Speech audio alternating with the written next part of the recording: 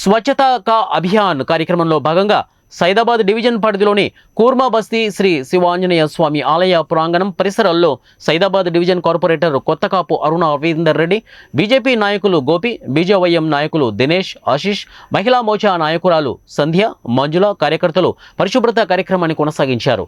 ఈ సందర్భంగా ఆలయ శుద్ధితో పాటు ఆలయ ప్రాంగణంలో చెత్తా చెదారం వంటి వ్యర్థాలను తొలగించి పరిసరాలను శుభ్రం చేశారు.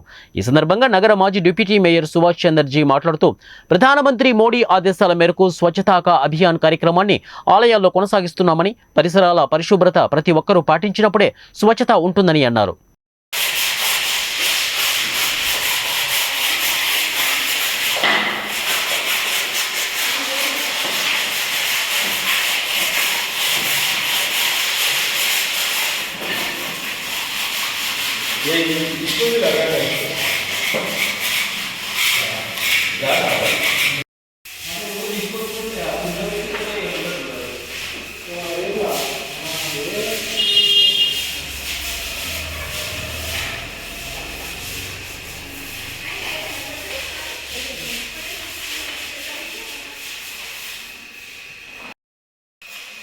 నువ్వేం చేయాలంటే అప్పుడు ఇట్లా తీయాలి, ఇట్లా ఫోటో